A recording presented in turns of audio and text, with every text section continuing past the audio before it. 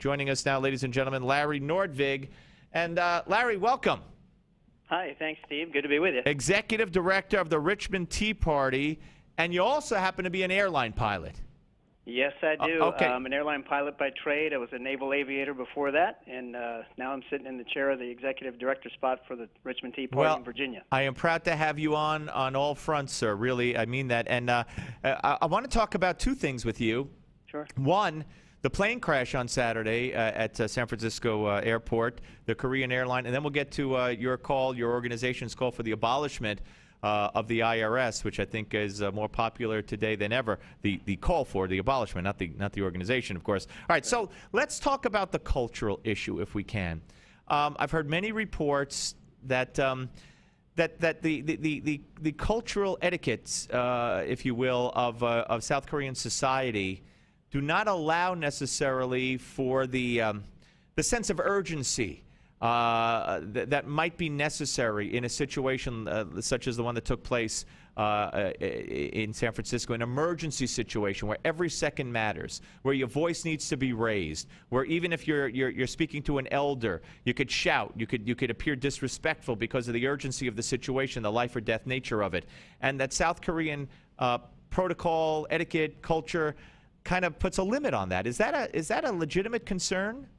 I would say it is a legitimate concern, speaking as one who not only as a pilot, but I actually went to South Korea and Japan when I was in the Navy for a time, and there is a cultural difference. They have much more respect for their elders, and rank, social status plays a bigger part in personal relationships over there. So I can see that definitely coming into the cockpit. And I mean, is this something that's been talked about among pilots or aviation people at all? Well, a little bit. You know, for a pilot in a cockpit, if you're the pilot not flying, because the captain and the first officer in the right seat switch off usually every other leg or some sort of system like that, so you don't have the same person landing all the time. And basically, if you see them off, let's say 10 knots of airspeed or 50 feet of altitude on approach, whatever your company decides are the limits or the FAA decides, you call that out immediately. And if they're not responding, you can try a second time to call it out. But after that, it's I have the aircraft, and you literally take over from the other pilot. Right. Yeah, very interesting and something to keep an eye on, and I think that warrants more discussion. Okay, now let's talk in the time we have left, Larry, about the Richmond Tea Party and your call for the abolishment of the IRS. Mm-hmm. Go ahead. Well, how are you going about hoping to accomplish this? Well, for one thing, I've been into Majority Leader Eric Cantor's office a couple times in the last month or two. He's been very gracious to ask me up to his office to talk about this when I've been in Washington for the congressional hearings on the IRS scandal. Of course, he's from Virginia. Yeah, he is from the Richmond area. Yep. He's kind of north of the James River, mostly here. So he's a local guy for us. The bottom line is we can't trust the IRS for taxes or Obamacare or really anything else right now. It's just too big, too bureaucratic, too intrusive.